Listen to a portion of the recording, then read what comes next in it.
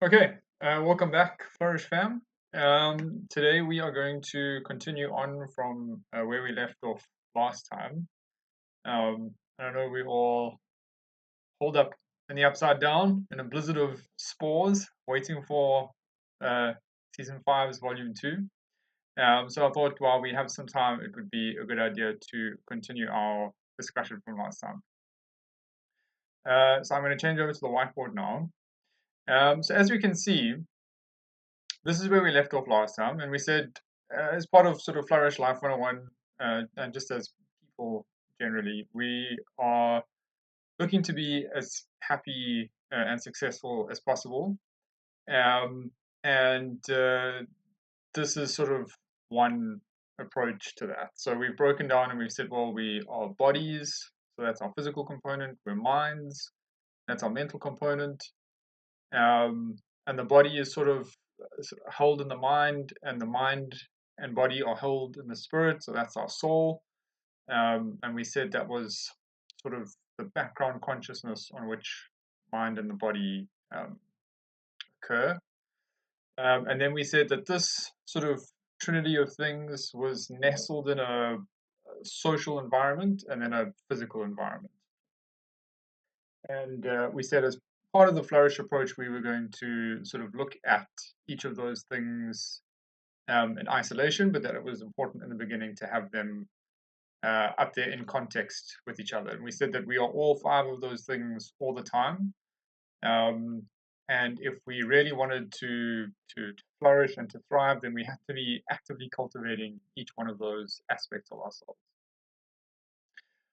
So what we're going to look at today is still quite introductory, so we're not diving into anything just yet. We're taking those 5 components and we're saying, okay, if those are our 5 components, then how do we know or how do we think about each of those components, and how do we sort of drill down and see, okay, which parts of life or our sort of behavior and activities would be contributing towards our flourishing in each of those areas. So today is sort of a like a principle talk about how we're going to approach those things. So I'm going to scroll down.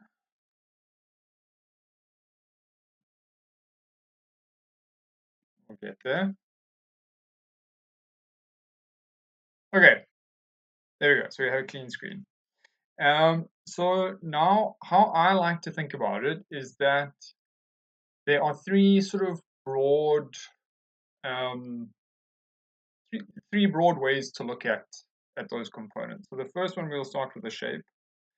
So I'm going to draw a triangle here. That over there. And I'm not going to add, actually I'm going to add something. So let's say this is scientific approach.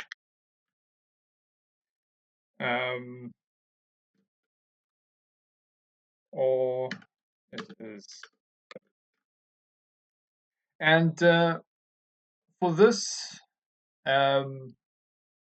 component, it would be the standard thing that we're all sort of familiar with. So at the bottom, it would be our own sort of ideas, philosophies, hypotheses about things. It might be expert opinion, and then you sort of get better and better quality of evidence for whatever your hypothesis is. And normally at the top of this triangle, we have things like meta-analyses and things like that. So this triangle is really representing, let's call it like the standard Western scientific approach to things. So you might think that, say, for physical health, getting sunlight exposure was important. And now you wanted to decide, is it really important? And is it something that you should be concentrating on and working on and sort of bringing into your daily, weekly, monthly routines, whatever? So then you might sort of put that question through the triangle to see if this idea of yours was actually true in real life. Okay, so that is the one approach. Then we have another approach, which let us call the temporal approach. And this is a time-based, I'm going to put that there. This would be a time-based approach to assessing an idea. And it's to say that if something's been around for a long time and it's sort of survived that long, that there must be some element of truth to it. And I sort of got introduced to this through Nassim Taleb's work, and he calls it the Lindy approach. And it is basically, if something's been around for a long time, there's a good chance that it stays around for a long time more. And that's because it's been tested by time, and there must be some truth to it, that's why it still exists. So we can sieve something through a scientific approach, and we can do sort of studies on it. Or we can sort of use a temporal approach, say, well, it's been around for a long time, there must be something to this. We could also then take that temporal, I don't want to call it an intuition, but we can say this, we can take the sort of temporally certified thing, and we can then sieve it through the triangle and see what we get at the end of it. And then the final thing that I like to add as an approach, I'm not familiar with lots of people doing this, but I like to call this the sort of revelatory approach. And what this approach is so saints in meditation or through sort of exalted periods of prayer get a direct intuition from God about some facet of nature and how it works. So I want to bring that in because I think of the three approaches, the one that has sort of the most direct correlation with nature is the revelatory approach. I think in our society currently that is not very well looked upon. But I'm hoping as we progress through these videos, I can maybe convince you otherwise.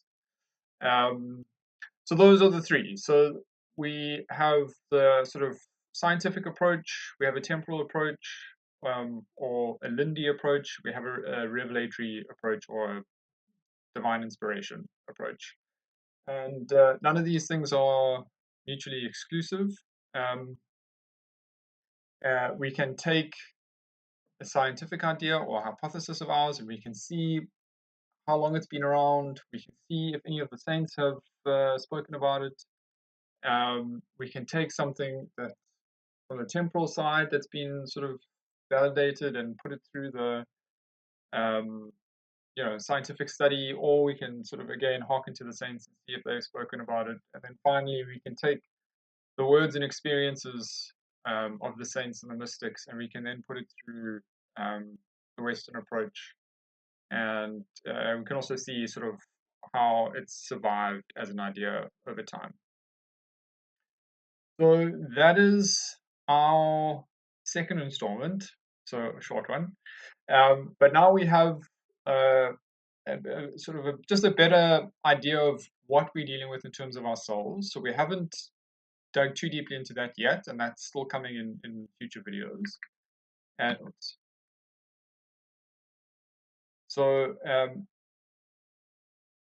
we've got this, when we've said these are our 5 components, and we said when we start to look at these components and we start to ask ourselves questions about what is good for us and what have you, that then we can use this sort of triple approach to sieve out fact from fiction in terms of these things. Okay, so thank you very much for tuning in for that video. Again, what would really sort of make these videos pop or make them be very helpful for people on a broader scale is engagement. So if you are enjoying the ideas, if you have any refinements that you would make, or any comments, please do put them in the comments below for people to engage with and for myself to engage with, so that we can really sort of start building a community that we can have something built by everyone for everyone, that's going to help people thrive. Cool. Have a good weekend. Bye.